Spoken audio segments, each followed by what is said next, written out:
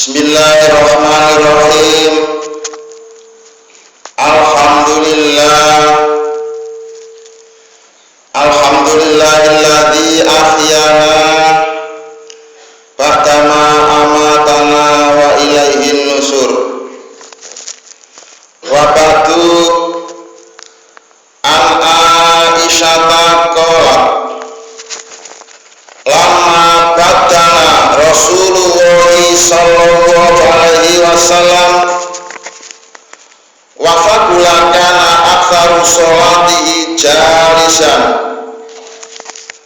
wa akhbarani Jabir bin Samurah anna Nabiyya sallallahu alaihi wasallam lam yamut hatta sholat qaidan.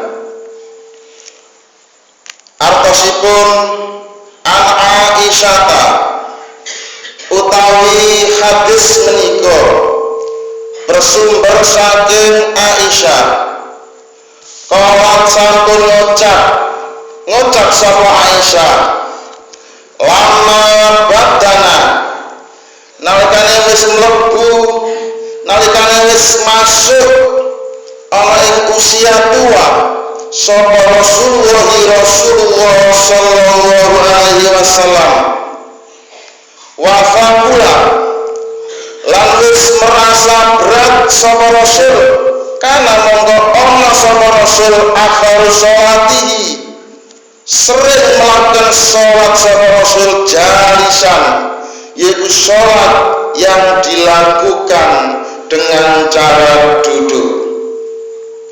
Wa akhbara lan wis nyritakno marang ingsun nyritakno sapa Jabir bin Samurah yaiku Jabir bin Samurah anak Nabiya sak temene Nabi sallallahu alaihi wasallam lam yamut nalikane sakit saderenge wafat hatta sholat masih sempat sholat sapa Rasul qaidan yaitu sholat yang dilakukan dengan cara duduk. Bersumber dari Aisyah, ia berkata, ketika memasuki usia tua dan sudah merasa berat, Rasulullah SAW jadi sering melakukan sembahyang dalam posisi duduk.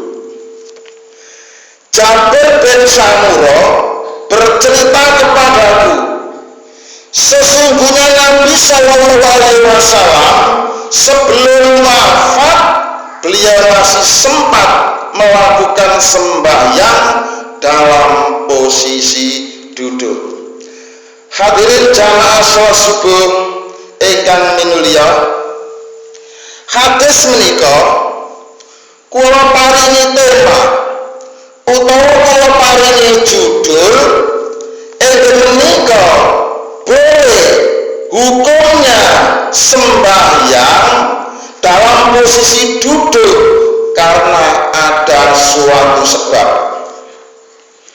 Sesuai kalian tema kala wau berarti fokus kuliah subuh izin menika menika khusus badhe bahas bab masalah sembahyang yang dilakukan dengan cara duduk. Dalam situasi yang normal tanpa ada sebab apa-apa, maka sembahyang itu seyogianya dilakukan dengan cara berdiri. Apabila kita sembahyang dengan posisi berdiri, berarti kondisi tempat yang digunakan sembahyang itu normal. Apabila kita sembahyang dengan posisi berdiri, berarti kondisi kesehatan kita itu normal.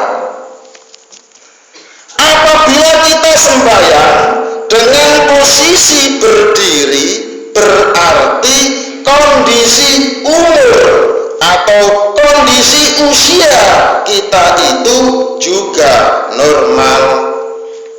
Nah, dalam posisi-posisi yang saya sebutkan di atas, apabila situasinya tidak normal, maka secara hukum fikih kita boleh mengerjakan sembahyang dengan cara duduk, atau kita boleh melakukan sembahyang dalam posisi duduk. Contoh yang berkaitan dengan tempat, kita sembahyang tempatnya di atas pesawat terbang, kita sembahyang tempatnya di atas kendaraan, kita sembahyang tempatnya di atas perahu. Dalam situasi yang seperti ini kita boleh sembahyang dengan cara duduk. Contoh yang berkaitan dengan kesehatan, pada waktu badan kita sakit, baik itu sakit di rumah maupun sakit di rumah sakit, maka dalam situasi yang seperti ini kita boleh mengerjakan sembahyang dengan cara duduk.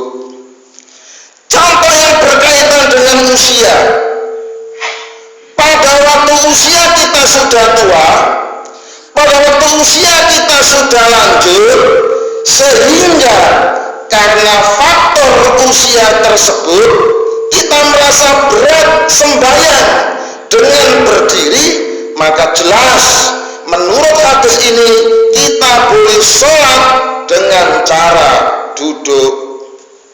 Yang terpenting untuk kita pahami ialah apabila sholat dilakukan dengan cara duduk, maka rukuk dan sujudnya harus dilakukan dengan cara duduk pula. Sebaliknya, apabila sholat dilakukan dengan cara berdiri, maka rukuk dan sujudnya harus dilakukan dengan cara berdiri pula. Jadi ketika Rasulullah sholat di atas kuda, sholat di atas kendaraan, beliau lakukan dengan cara duduk.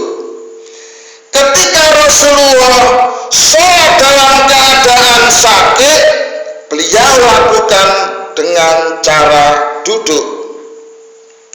Ketika Rasulullah sholat dalam keadaan sakit, sekali lagi sholat tersebut ia lakukan dengan cara duduk atau dalam posisi duduk. Kesimpulannya, dalam situasi yang normal tanpa ada sebab, sholat sebaiknya dilakukan dengan cara berdiri.